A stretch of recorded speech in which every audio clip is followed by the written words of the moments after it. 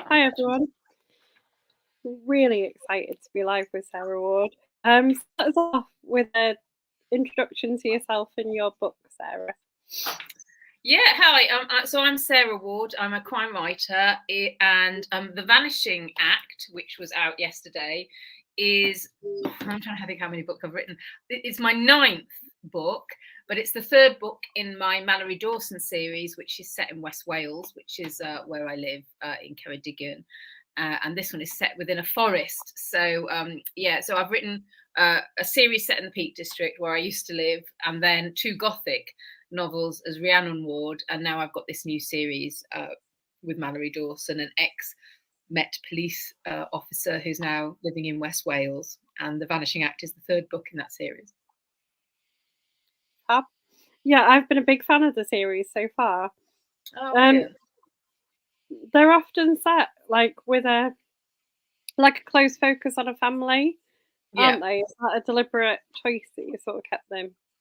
Well, I find families endlessly interesting. So I think, it hasn't been deliberate that I'm just focusing around the family, but often I think in the small communities that I write in, so whether that was the Peak District or West Wales, people tend to be know each other and be related to each other. And certainly around where I am, everybody knows each other. Even when I go to a different town, there's often a connection and so on. So families and their secrets provide, endless sort of a font of ideas really for crime fiction. You you're on there with the Wales because you live in Wales now. Yeah. Location's a real big thing for your books, isn't it? Like it's almost like another character. Yeah, no, I love writing location. I more than character and more than plotting, although I like them both as well.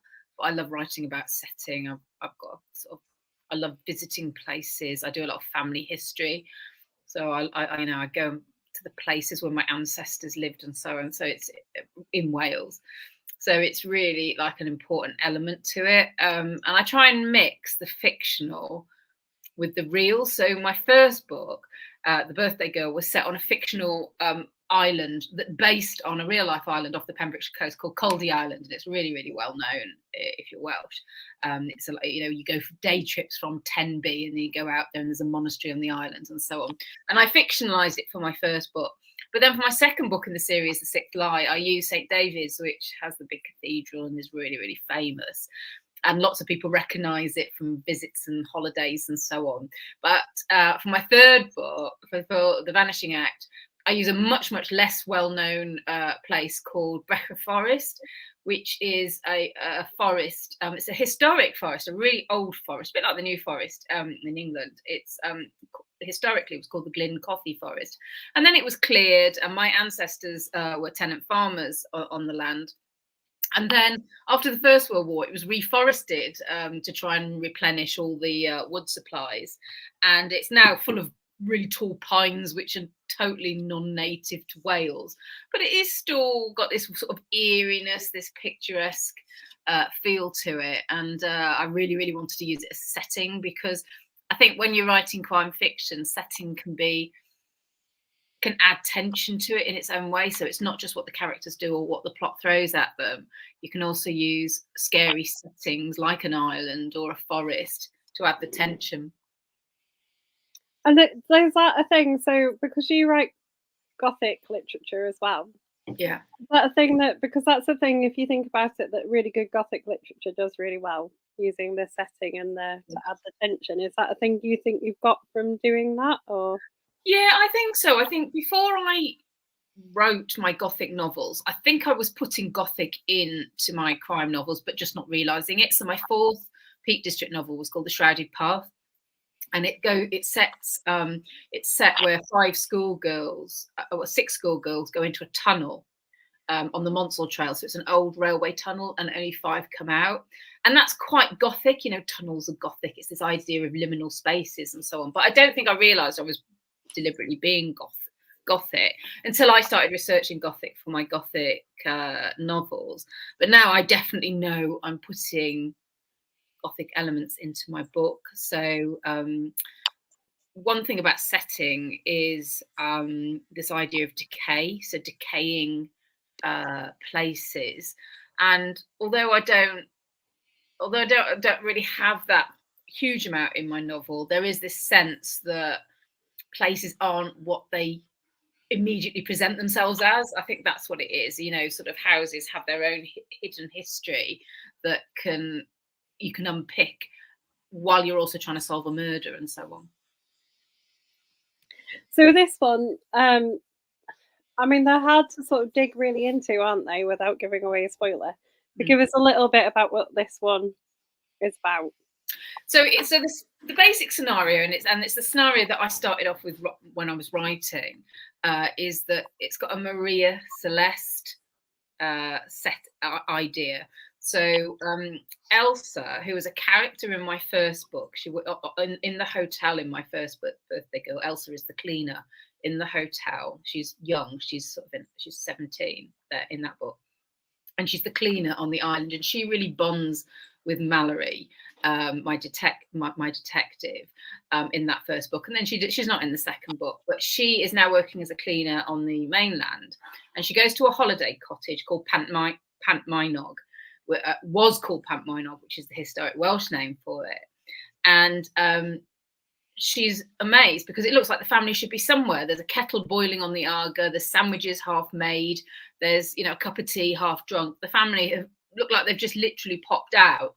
And she hangs around, cleans the house, nobody turns up, and she starts to think there's something not right here.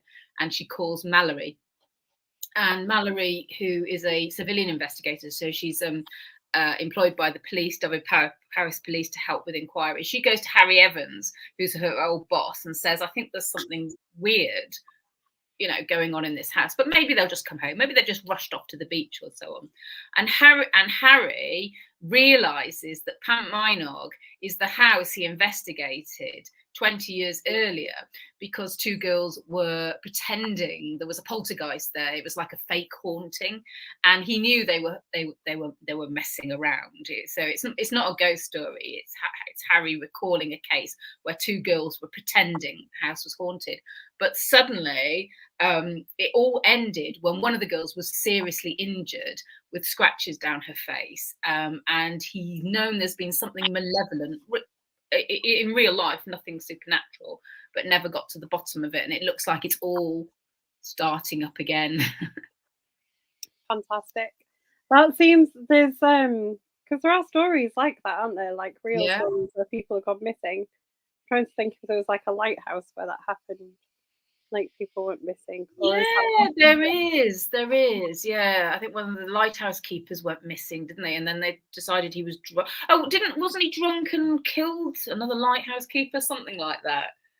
The trouble is, when I'm writing something with a scenario like the Maria Celeste, I try not to read too much else, because I don't want to be too influenced by it. Because once I've got the idea of a disappearing family, it's quite easy as a writer to use your imagination and just let it go wild, really.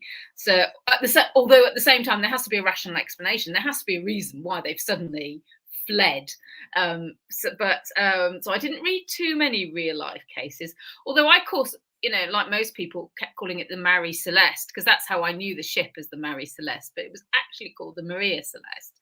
It's just over time and all these stories, it's been called, you know, the name has changed. But it was that idea. And I remember as a 16-year-old reading about the Maria Celeste and thinking, oh my God, this is amazing. And what happened? And the thing is, even with my Gothic thrillers, I always do like to show that there could be a rational explanation for everything. If you don't believe in ghosts and you don't believe in hauntings, that there is a way of looking at it in a rational way. And in a crime novel, that's really, really important. And less so in a ghost story, because of course lots of people believe in ghosts and you could just have a ghost. But in the back of me writing it, especially as a series novel, so I've got the two precedents, you know, the two previous books, is that I want it to feel like it's you know, a sort of crime novel, but nevertheless, you know, there is a crime involved when people are deceiving the police and they're saying, oh, you know, a poltergeist is throwing things across the room and so on. and they're calling the police out, there is a kind of wasting of police time, but then it can turn really, really nasty. So it was great to sort of combine the two elements of both Gothic and then a straightforward crime scenario. I was going to say, is there a bit of a, you know, when they I'm thinking of those old rules for like crime fiction, when they're like, you can't sort of mislead the reader, or you can't just, you know, like you can't just like make someone the culprit. No twins and things like that. Yeah, no twins and things. But I think there's one about like, you know, not playing the reader false, isn't there? About like, you know, you can't just be like, aha, it was this person all along, and not have like, that's right, laid the path for it. And I think that's kind of where you're going with sort of making it have a rational explanation. You don't even, maybe the difference between that and the Gothic is that you don't always have to share the rational explanation. No. I mean, that's the thing I found with my Gothic books, because I do like the supernatural element, playing with that. But I plotted them a lot more than I plot my crime novels, because I know by the end of a crime novel, it's all got to be resolved. You know, that everything has to sort of make sense. Otherwise, readers don't like it. They write to you and say, "Well, you didn't explain this," and so on. So, but with Gothic novels, I can allow myself to do that while I'm writing. Whereas with Gothic novels, I've got to really make sure, is there a ghost or not, basically, in my own head. And then once I've worked that out, then I can start writing it. Because people do believe in ghosts. And so I do like to make sure that there's enough there that they can read it as a ghost story. But then there's always that sort of, at the back of my mind, no, it could be a sort of fake thing, really. In terms of sort of planning my books, I do try and sort of make sure that I've got it all in my head, how I'm going to be writing the book, even if I don't know who the culprit is, and so on. Yeah. Do you I've got so many questions to go from this. What you right. I'm like, I've got so many more things to ask. When you moved to Wales, you talk about having your Welsh ancestry. I'm going to go back to what I was going to ask you about 3 questions ago. Can you speak Welsh? No, but I mean, I know a few words. And in fact, I had a launch event last night in Waterstones in Aberystwyth, along with Philip Gwyn-Jones, who writes his Venice books. And we were talking about that because he has Venice phrases in his books. And he has a glossary at the back, which I'd never thought of doing, because what I try with my books is, my mum was a Welsh speaker, and in fact I am learning it, but I'm, haven't got very far. I mean, when I lived in Greece, I learned Greek. So if I can learn Greek, I'm sure I can learn Welsh. But as far as my books are concerned, I'm relying on what my mother used to talk to me, and so stock phrases, really familiar phrases. But just because they're familiar to me doesn't mean they're going to be familiar to someone in Scotland or the northeast of England or something. And so for a long time, I've just tried to get this balance of, would you know what cwtch means? Do you know what cwtch is? It's like a safe place. So it's sort of a place where it can be a physical place. So it's like a little study or somewhere where you have a nice sofa and you cwtch down, but it's actually the physical state as well, where you get a blanket round and your cup of tea and you cwtch. It's really, really well known in Wales, and I've known it all my life. And lots of people beyond Wales, because I asked the same question in Bristol in Crime Fest, and about half the audience knew the word cwtch. But it's like, so do I put it in? Don't I put it in? But Philip's just got a glossary, and I thought, why have I never thought that? You put it in the book, and if people don't understand, at the end, it'll explain what a cwtch is, even though some words aren't translatable, because cwtch is one of these words that doesn't really translate, because there's this idea of a place of safety, because people say snuggle, or, and it's not quite that. It's this idea of a place of safety that, it's untranslatable, really. So I do really love playing with the Welsh accent, Welsh language, and then I put words in like bore da, which is good day, and so on. But I get my character to say it in English as well, to try and make it Welsh, to make it Welsh, because I live in a really strong Welsh speaking area. I live in Ceredigion. So Plaid Cymru won last night in my constituency. That he was the sitting MP. His vote went up to 47%. So 47% voted Plaid Cymru in this area. So, I do like to sort of make sure it represents what's going on here, really. Fair enough. Yeah. Sarah, who's watching, says she learned a few words in Welsh and Greek. Oh, did she? Okay. Oh, brilliant. So yeah, it's I've learned to know a few words in Welsh and Greek. Oh, that's good. Yeah. So it'd be good to be able to speak more than one other language. Although my Greek's really, really rusty now. But I know the thing is, could you speak any languages, Caroline? I speak very rusty Turkish. Oh, wow. Not very good. Like, do you know what I mean? I can like passably get by in Turkish because I lived in Turkey for a bit. Yeah, I'd probably get by in Greek now. I think that's. I wouldn't say I was anywhere near having like an actual fluent conversation or anything. So it takes time to learn a language. So that's one of my sort of things really, is to carve out some time so I can learn Welsh really. Yeah. I don't think I'm a natural languages kind of person. Usually people are just kind of gifted at learning stuff. Yeah. Although I do think, however gifted you are, you still need to really practice. And the sort of, it's like anything, isn't it? The real gifted people are often hard workers as well. I'm not that either. I'm basically lazy. So do you think, I think you can get away with words. I was thinking of David Bishop when you were talking about that, because like he uses like bits of Italian in his Aldo novels. Oh, yes. And even if you don't know what they mean, you can kind of work it out from the context in the sentence. Exactly. So I think you can get away with it. Like if for you'd have used that like Hutch in a sentence, I could probably have worked it out. Yeah, exactly.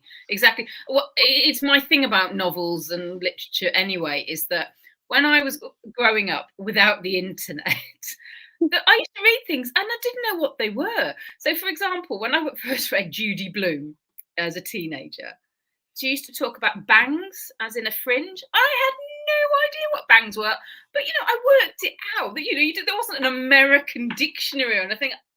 There was no one to ask. It was just like, oh, she's talking about getting her bangs cut. And it's just like, I don't understand what bangs are. But you think, it's got to be something with her hair. And of course, now you just go on the internet and look it up. But bizarrely, now it's got easier to find out information. Writing has got more conservative. It's like, oh, the reader won't understand that. And I spent my whole early years not knowing things and working things out within the context. And I used to teach English as a foreign language when I lived in Greece. And we were always encouraging our students, if you don't know the word, don't stop, don't look it up in the dictionary, carry on, work it out yourself, because that will help you learn the language. You will work out the context. So when you're out in the street and you're trying to speak English and you don't understand everything, it doesn't matter. Just carry on with the words that you know. But now you get your copy editor saying, oh, I don't know what this means. And it's like, well, I can understand if I've not explained it properly in the context, but generally your reader's not stupid. They'll work it out. And it sounds like you do that with D.B. Bishop's book. Yeah, well, and Judy Blume, when I was young, I had the same. You were saying it, and I was thinking, like, I've done that when I was reading them. Same thing. You don't know what they mean. But I think we're going really off course now, but I'm going to ask you a question anyway. Do you think there's a little bit, as we've gone on with literature, there's, when you have, like, the uniform covers for things and stuff, do you think we do sort of almost look, I don't know the right way of wording it, don't credit the readers with as much intelligence? Yeah, I mean, it is a real fine line, isn't it? Because, and this is you've where got to make it recognizable for marketing, and you've got to make it accessible to everybody, but then you also can trust people to I mean, it's what the word bangs means. Yeah, exactly. It's like there's an Agatha Christie one with a short story where the main character is banting, which is an old-fashioned word for dieting. And again, you easily work it out. And when you're writing a novel, it's like how much you can explain something once for the reader, but sometimes you need to re-explain it maybe later on in the book, because the reader might, you put it down. You don't read a book if like me, and I've usually got about 3 or 4 books on the go, so I don't always remember things. So you try and repeat it, but it's not hitting the reader over the head with the explanation all the time. And I think that's where editors, really come in, because sometimes I can't see the wood for the trees. Is it really, really obvious? Have I said it? Have I explained this too many times that she can't find this or whatever? And then they're an external pair of eyes who are coming in and sort of looking at it separately. So that, in terms of the reader, my basic tenet is that the reader's not stupid, and they can always flick back a few pages if you don't. But at the same time, you want to be published, and if the publishing industry wants you to explain everything, that's fine. But writers, we get together and it's like, oh my god, I just had to explain something. But sometimes it's because it's my age and it's really, really obvious. So I was talking to a writer friend, and she'd written in, she was a bit older than me, and she was talking about leaded light windows. Do you know what they are, leaded lights? It's when they've got the sort of LED lighting. Like the black. Yeah. And the younger editor, obviously copy editor or whatever, never heard of it, and they said, you need to explain this. And part of me thinks, actually, probably if you're in your 20s and 30s, you don't know what they are.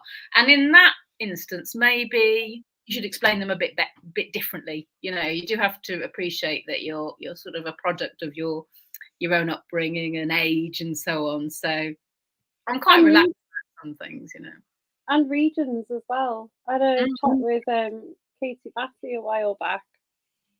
He's written a book in Leeds in the time of Jack the Ripper. It doesn't feature the Ripper, but it's set in the time. Yeah. And she was saying that one of her copy editors or someone like that actually didn't think that he was real.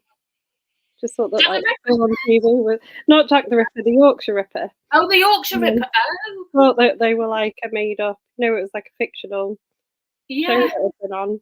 Wow. Not a real person. But I guess if you're not from, this was a conversation we were having, because I was my parents are from, my dad's from Yorkshire. Yeah. So I grew up with all of the. We lived in Leeds not long after. Yeah. And things like that. It is still quite well known. But I can imagine if you grew up in Bristol or somewhere, that you maybe wouldn't know as much. Do you know what I mean? No. Totally understand. Yeah, because so I moved to Manchester. That's where I spent my teenage years, from Wales in 81, I think it was, and it was the Yorkshire Ripper, tail end of the Yorkshire Ripper, really. But yeah, it was definitely very well known. But yeah, these things have mythical. I think I was on Twitter and I was reading somebody had tweeted out that she thought an elk was a mythical creature. And then she read, she read something, and then she realised that elks actually existed. It's just we all have our sort of what we don't know, so it can be quite fun. Sort of discovering things. It's the joy of reading, isn't it, as well? That you discover lots of things that you didn't know. A part of the joy of learning. Go on. Sorry, I was going to say, do you find that people, especially your Welsh books, are quite accessible? Do you get a lot of good reviews of them? Because I think they're quite. I'm slowly getting my mother-in-law hooked on crime fiction, and yours were some of the ones that I've peppered in. Oh, okay, that's good. To get her drawn in, and I think they're quite accessible to people even outside of the genre. Oh, that's nice to hear. So I'm definitely a crime fiction reader, and I don't, reader and writer. So I do feel I'm writing in the crime fiction genre, but my books are quite plot driven, in as much that it's the main reason. I know I've just talked about setting, how much I love it, but the reason I've always read crime fiction is for the plot. And I guess the reason I love series is I do go back for the characters and so on, but it's this idea of a mystery that you just cannot work out what's happening. And I think, that can be made quite accessible if it's you have a kind of an interesting premise, and then it's just come with me and let's see how this pans out. So that's nice to hear that you think they're accessible. It's this I do try and make them as interesting as possible, really, and make the mystery as sort of compelling as possible. I think the characters are really in this one, Mallory is is great, isn't she? And the more you discover her across the books, the more she feels just like a real person. I think that's the thing in your books. Like a lot of the people, there was a really great lady in the last one who ran like a pottery.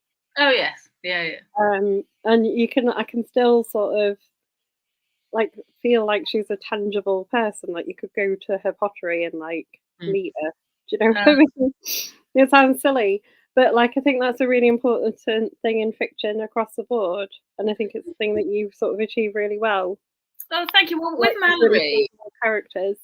Yeah, thank you. I mean, with Mallory, I'm trying to make her not sort of a dysfunctional detective. She's an ordinary person. She's not, she's been injured from the Met Police from being on duty, so she's got her issues. But nevertheless, she's functioning.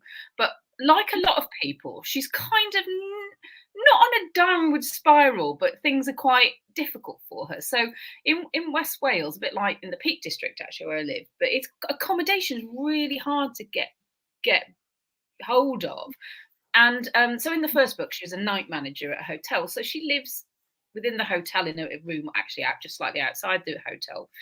And then for the second book, she finds a flat, knowing full well she won't be able to afford it in the summer because that's when the rents go up and people want it for holiday cottages. So by book 3 in The Vanishing Act, she's living in a caravan, which isn't like, it's not, it's terrible. It's a caravan park. There's lots and lots of caravan parks by me where the tourists live and so on. And she's got one where she's just living over the summer. She's taken a summer lease on a caravan. And it's this idea, and her son comes to stay with her. And then she's got like a 1-bedroom caravan and she has to put up a teenage son. And it's this idea that, people live lives like that, really. Not everyone's got a house and, a mortgage or a mortgage paid off or anything. People struggle without being dysfunctional or anything. It's just that sort of, they're sort of still trying to find their place in the world, which is Mallory's main thing, really, because she was a police officer and she felt connected to that job. And now she gets reluctantly brought into investigators as a civilian investigator, which is based on a friend of mine who's a real life civilian investigator. Basically, he's ex-police, went into teaching and then left teaching because for various reasons, and that went back to the police as a civilian investigator. And it's this idea she's kind of can't really leave the job, but she needs that money so she can try and find a base for herself. And so in the next book, I'm thinking, well, I don't want to keep her going down. So she goes from a hotel to a small flat to a caravan. So in the next book, it's going to be set in a school, a private school. But again, it's the accommodation attached. And lots of people in jobs like that, when you're gardening or whatever, it's this idea. Anything that's got accommodation attached is really, really attractive in an area like this where, people struggle to find somewhere to live. Or in the Facebook forums that I'm in around here, it's always like, oh, I've just got a job as a district nurse. I've just got a job as a dentist. I can't find anywhere to live. And that's the reality of it around here. Wow. Yeah. I didn't realise it was that bad in terms of finding accommodation. Is she going to be working at the private school then in the next book? Yeah. So she's going to get a job. I haven't even started writing it yet. So I've got another series coming out in the autumn, and I've been working on that. But I've sort of spoken to my editor about the pitch for the next Mallory book, and it is going to be set in a girls' school because it's going back a little bit to the Birthday Girl set on the island, as in it's going to be a discrete setting. Everything's going to take place within the school, and I love both. I love, where you it's wider setting and you go around the Welsh country roads and you go to the Welsh beaches and so on. But there is something, and I think it's maybe again the love of the Gothic.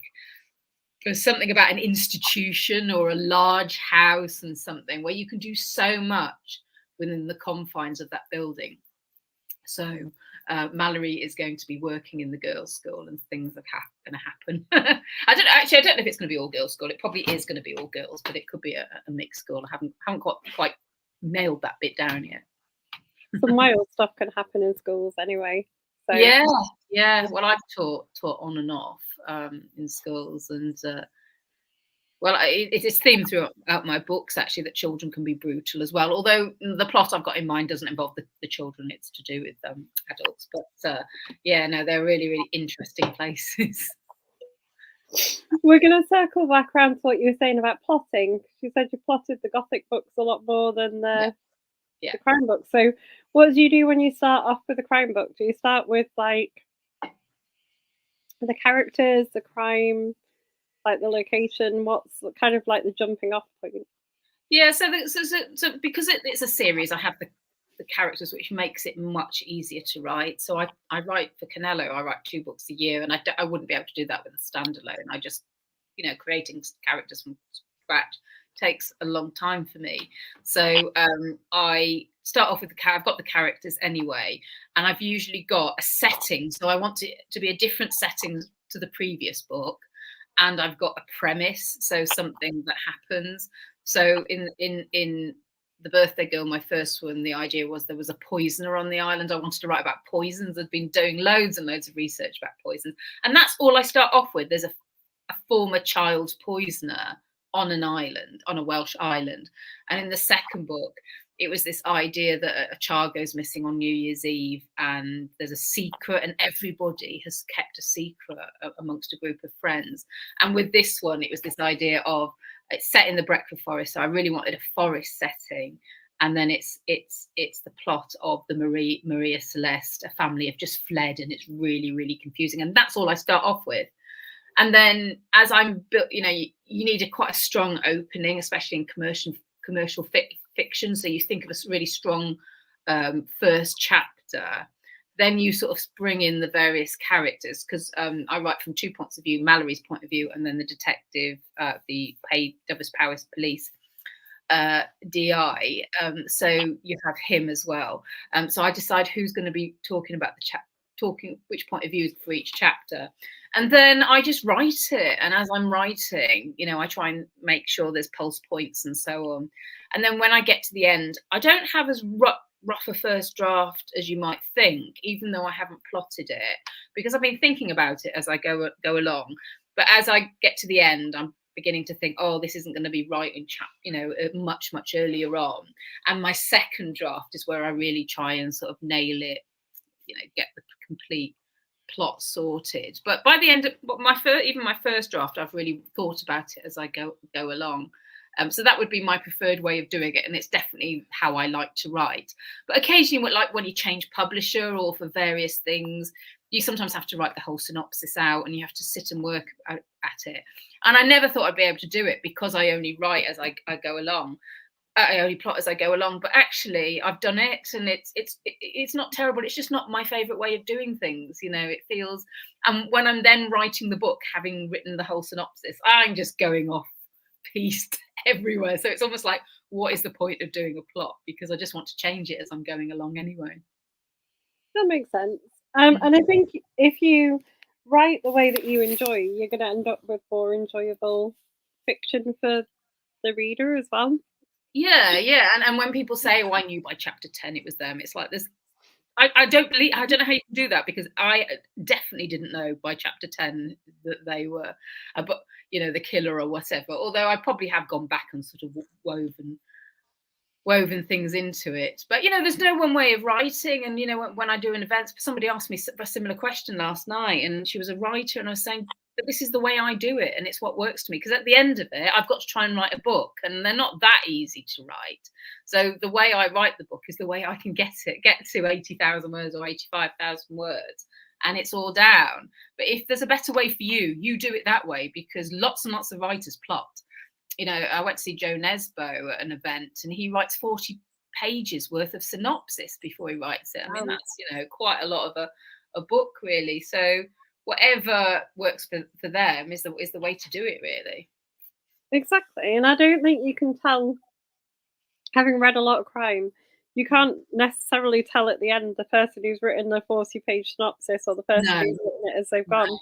No, because it's that somebody put on Twitter, I think it was what was the woman who wrote The 13th Tale, Diane something, wasn't it? Is it Sitterfield? But she showed a bit of embroidery, so it's still in the hoop, and you look at the embroidery from one side, and it's that perfect sort of embroidery, and you turn it over, and it's got all those of you embroider, it's got all these the stitches and the threads going over it. And that's really like a crime novel. What you get at the end is, it's been given into my publisher, and it's been through all the various editors, and so you get something nice fronting, but behind it is all the stitching together, but it's how you stitch it together yourself. Yeah, I mean, and you know, when I get stuck on plot points, I tend to just, you know, not go for a walk or have a bath or anything like writers do. I just jump, because I think, you know, I'll go to the next 2 chapters. I know I can't, you know, something's happened here and I can't quite resolve it. And it's often just not even thinking about it. I can go back and, you know, make that plot work for me. But each writer is different, and it's whatever works for you. I'm really, really, if there's one thing that I'm really passionate about when it comes to writing, is don't tell somebody how to do it. You know, even though, you know, I teach it and teach courses and so on. Because when I was starting out, somebody said to me, you've got to keep a notebook, and if you don't keep a notebook, you're not a proper writer.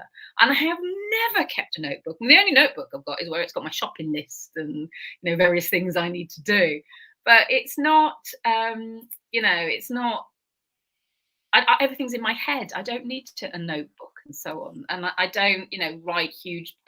If I've got an idea, I think what happens is it filters if I can still remember it the next morning. If I haven't remembered it, it's just gone. Something else will come, and someone tried to be really prescriptive with me about 12 years ago when I was just starting out. And I've just never forgotten, just don't tell anybody how to write. You can give them ideas and so on, but everybody's brain works differently, doesn't it? It does, and that's probably what makes you a good teacher of it, because you're not trying to be prescriptive, you're trying to help people find their way.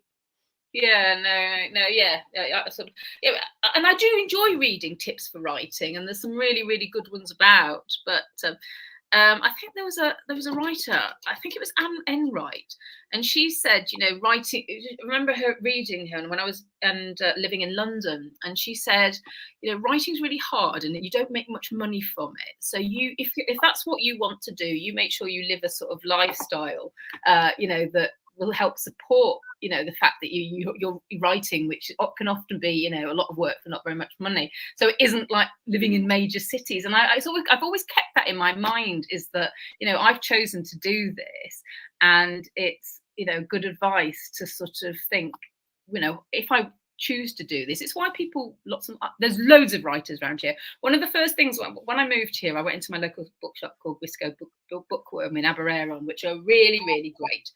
And they said to me, do you know, there are a lot of writers around here? And I was like, really? And they said, there are so many, and quite well-known ones throughout Wales and beyond. And it's because it's reasonable out here, because the cost of living is, I mean, cost of living is high everywhere, isn't it? But it's in sort of compared to other areas, it's reasonable, because it helps support creative types around here, and we have a community here. Yeah. It's I think that's the joy of a lot of kind of away from the big areas, isn't it? Yeah, definitely. Like I like cities as well, because you're Leeds way, aren't you? I mean, I love the northern cities. I used to teach. I live in Leeds, but it's not. I mean, the cost of living for us in Leeds is not quite as bad as like further down south. Yeah, exactly. What can you tell us about your series coming out in the autumn? Okay, so I've got a new series set in New England. Now, New England is a place I love as well. It's very, very Gothic, or parts of it are very Gothic. And it features an archaeologist called Carla James.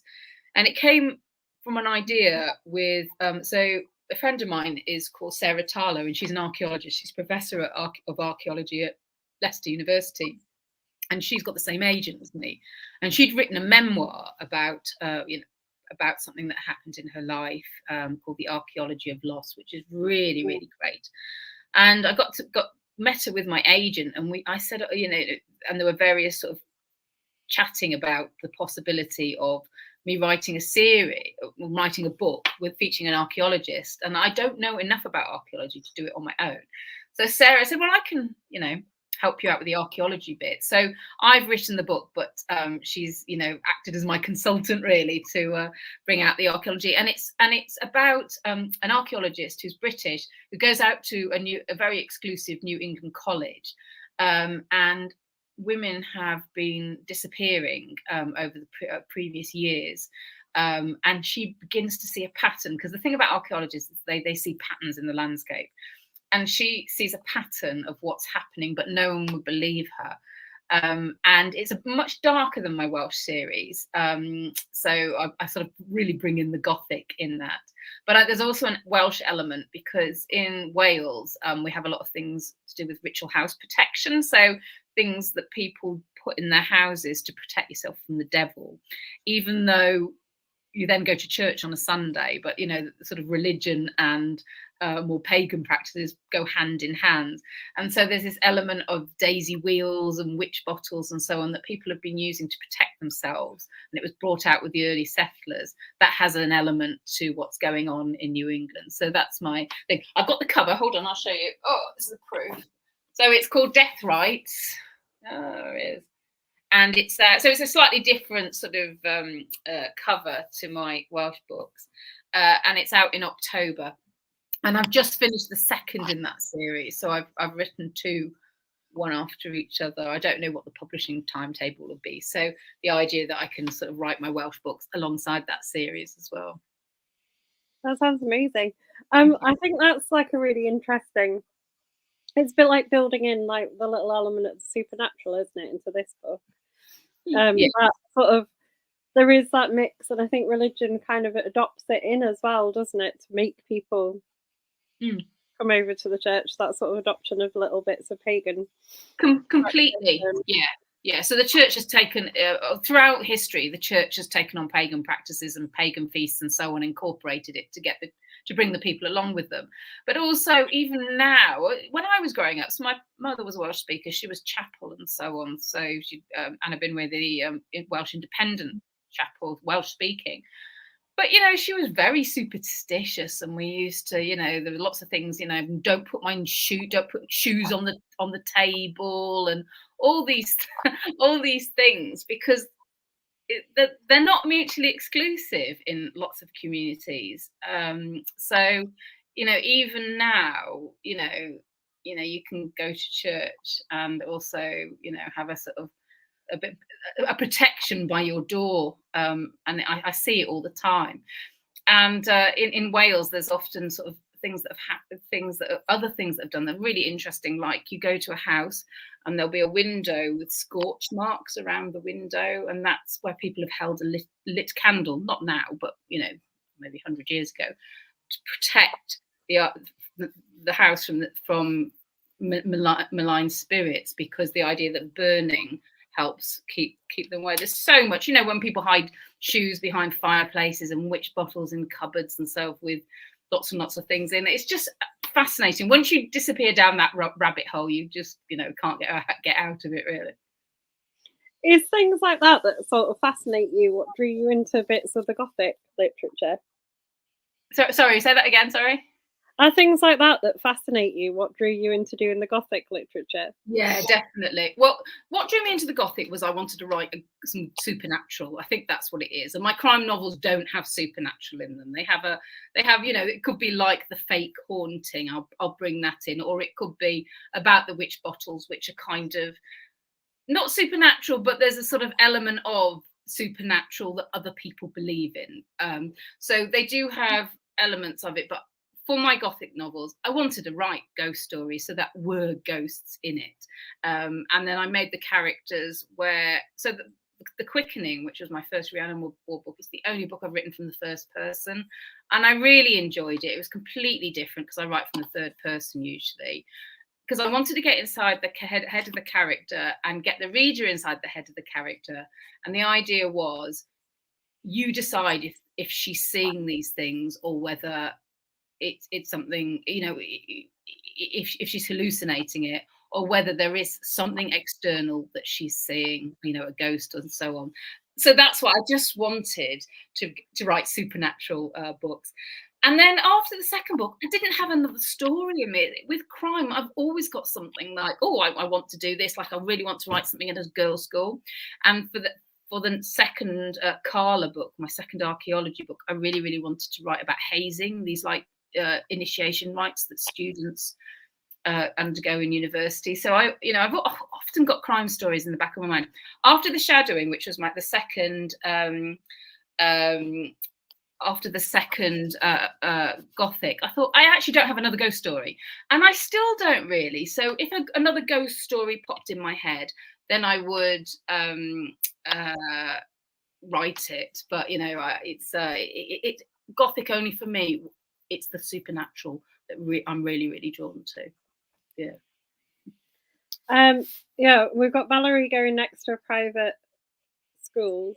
Do we where we left off with Harry? Are we getting? I know Harry's going to carry on with it. Yeah. How's he getting along? Because he was sort of having not the best time in like the Sixth Eye, was he?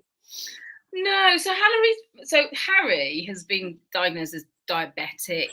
His wife died of cancer a few years ago. And he's just been sort of married to his job really since then. But there's an attraction between him and Mallory, but it's like anything when you're in your 40s, you have other preoccupations. So he's got teenage children which take up all of his time, and Mallory's got a teenage. Mallory's younger, but she's got a teenage son, and they've got children.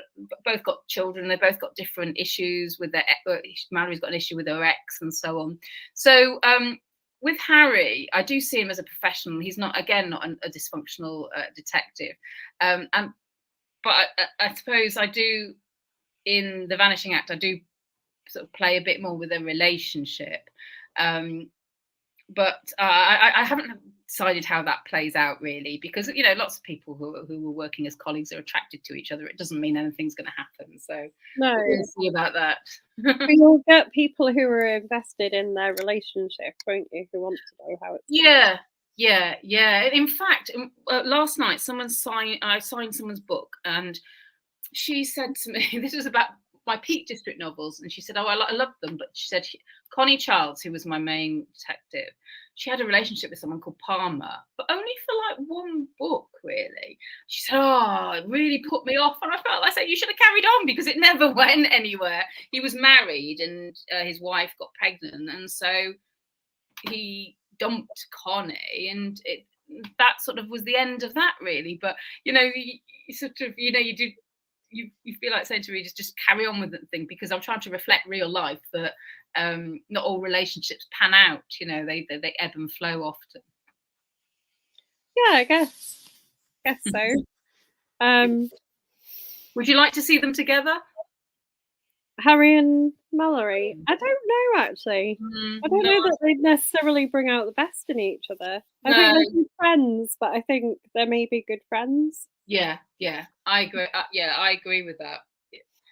There's enough of a friendship, but I think there's going to be there would be a tension as well in certain circumstances, and I think that I was going to bring it out in The Vanishing Act, where there was a tension between being a bit professionalism and trying to get a case solved, but actually the plot went in a different direction. But I do think there's various scenarios where Harry and Mallory would completely rub against each other, and that's definitely something worth investigating really in future books.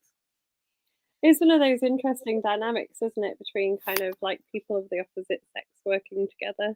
Yeah, like people, if they're really good friends, will kind of imagine that there might be an item, even if they're not. Yeah, I mean, the phrase I often think is they're interested in each other. I think that's they've got their professional life, but they're also interested in each other.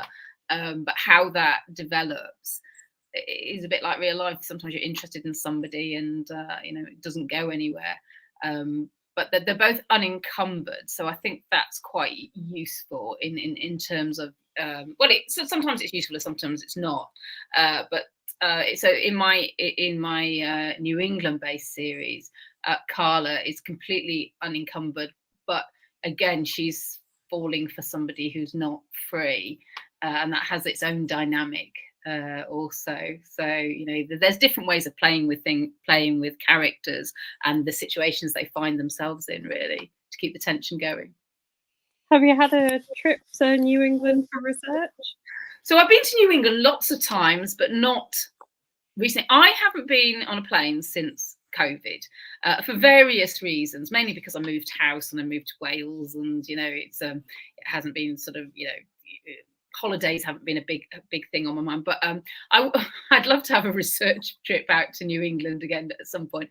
But no, I've been on writing retreats in New England. I had relatives who lived there and so on. So it's an amazing place, and I've really got it strongly in my head. But the thing is about writing, because both my Gothic thrillers were historical, is that once you've written a historical book, you can actually feel like you can write about places and you haven't visited them for a while. It's not like because you haven't been able to transport yourself back to the 19th century, for example, for your Gothic novels. You've had to rely on your research.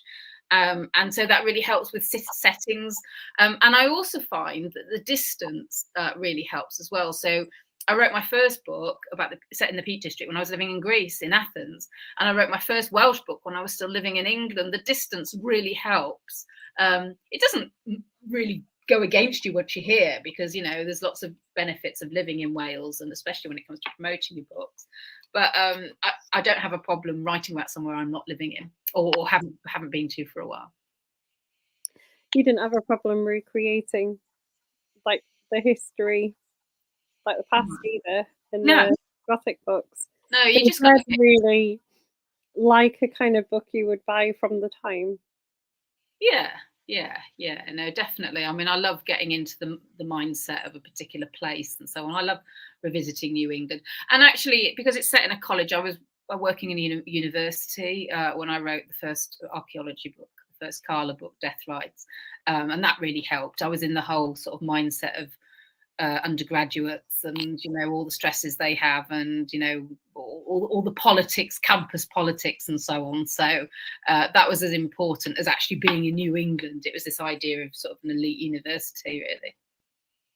It's kind of nice when you go back and see a university, isn't it? Like I was at a university today, and it's sort of talking to undergraduates and things. It's really nice to like have gone back. It like reminds you of when you were there. It was, but my students were really hardworking, and so on. I wasn't like that when I was at university. They were really dedicated, and actually, I was working with their writing, and the writing was really, really good. So I think I took that on board in terms of like elite, the idea when there's a lot of pressure on you, and you just want to. The vast majority of students I saw were 2-1 students who wanted first, so we were really, really pushing their writing. It's this sort of hothouse idea that I really sort of took on board in terms of when high pressure colleges, really. Right. So give us. We've not got long left. Give us what you've read recently and really enjoyed. Okay. So I not all crime fiction. So what I'm reading at the moment, I'll just grab this book, is the new Camilla Lackberg. That way, that's it. So I've just been reading that because I'm a judge on the crime fiction and translation Dagger. So it's my 3rd year, so it'll be my last year reading crime fiction and translation. And I love a bit of Scandi crime. So that's what I'm reading at the moment. But next week, I'm back in the northwest of England. I'm in Buxton for the Buxton Festival, and I've been reading some books. I'm interviewing. I'm not appearing. I'm interviewing, and one of the people I'm interviewing is Rory Cellan-Jones, who those of you who like dogs will know Sophie from Romania. He adopted a dog from Romania, but he's also written a book about his dog. Sophie from Romania. Yeah. So I'm interviewing him next week, but it's about his memoir about his mother called Ruskin Park. So I've been reading that, but no, I've also been looking at his Instagram about Sophie Romania and how she escapes and all sorts of things, the trials and tribulations. So those are the 2 books at the moment. That's nice. Yeah, I follow Sophie from Romania. Yeah, she's brilliant.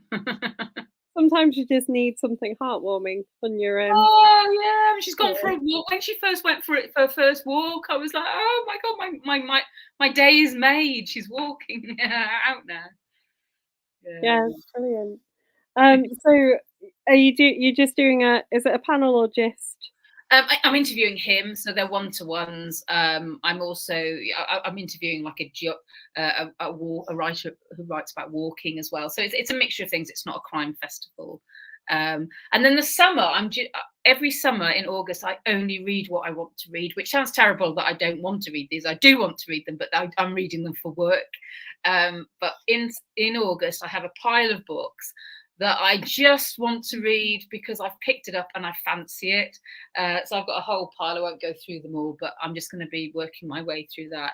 Nothing. It's not for research. It's not for interviewing. It's not for judging. It's just, random. And that's my me time, It's really hard to explain that, isn't it? I was trying to explain that to someone today when we were having lunch because they were asking about like what I was reading. And I was like, I'm often reading like a book for an interview. Yeah. And then I think I said in a book I wanted to read, and I didn't mean it in that like I didn't want to read the books that I was reading for the interviews, but sometimes it's quite like you have to read them, isn't it? Yeah, exactly. Between knowing you have to read at a certain time and then just picking up something that you bought at the bookshop for pleasure, which is like a different thing. Yeah. And you get pleasure out of both of them. I'm loving like all the books I've been reading for interviews. Yeah. They're fantastic, and a lot of them I would pick up in the bookstore. Yeah. I was like, I explained it badly. No, I'm the same because this crime fiction and translation. I love reading it. I wouldn't have been a judge because I have to read about 60 books, so I wouldn't have offered myself as a judge if I didn't enjoy them. But nevertheless, there's a deadline, and I also have to think: is this good? Would it make a long list? Would it make a short list? Would it make a winner, and so on? Whereas my my August reading is I don't think about it whether it's any good. Obviously, if I'm not enjoying it, I just put it to one side. But it's just random pleasure for pleasure. Yeah, you read a book differently, don't you, if you're going to interview someone, because you have to think about the questions that you're going to ask.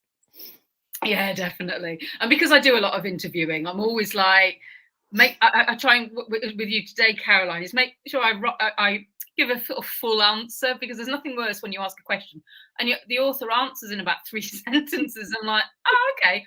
On to the next question. I'm always I don't want to hog the conversation. I don't want to sort of take over everything. But having been on your side of the fence so many times, when the author then stops and looks at you, I think, oh, okay, we've stopped. We've exhausted that question. We'll move on. I think the joy. I think my husband's just being nice for this. But he always says he thinks people in education are quite good at it because you're used to just thinking of stuff on the fly. Yeah. Probably all your teaching's helping. Yeah, probably. The number of times I've got to the end of the questions and I've been mentally sort of scribbling things, extra questions. Yeah. The number of lesson plans I've run out too early, and then it's like, oh, okay, I'll have to improvise now. Yeah, I haven't thought of that, to be honest. Sometimes the best things you do are improvise, though, I think. Yeah. I've got a list of supplementary questions I sometimes print off. They're more, really generic. Like how much of you do you put in your books and stuff like that. So if we've run out of things, it's my generic question. Get my generic questions out. That's good. Yeah, good tip for anyone who's watching, isn't it? Yeah. You've got 2 minutes left to remind people what they're going to go away and buy. Okay, brilliant. So the first book we talked about was The Vanishing Act, which is my third book in my Mallory Dawson series, set in West Wales. This one's set in Carmarthenshire in a forest, Brecon Forest. My other two, are the Birthday Girl, set on an island, and The Sixth Lie, set in St David's. And then the other book we were talking about, which isn't out to the autumn, this is a proof, it's called Death Rights. It's set in New England and features an archaeologist, Carla, which I wrote with the help of my archaeologist friend Sarah Tarlow, and it's about the ritual house protections. It's darker, and there's this thread, because cotton thread features a lot in house protection as well. So that's the second the books we're talking about out in the autumn. Love the cover of The Vanishing Act. Show us it again. Is that like the cottage that they go disappearing from? Yes, and it does look Welsh, actually. So I was a bit concerned about what cottage, because it's a generic cottage. It's not necessarily how I described it. There's a bit of a lake there, but no, it's definitely looks Welsh, which is the main thing. Yeah, it's very evocative, isn't it, of the story. Yeah, definitely. And then all that's left for me to say is thanks for joining us again. Well, thank you, Caroline, or Kaz. I can see, for all the support that UK Crime Club have been giving me. I really appreciate it. You're very welcome. Thank you.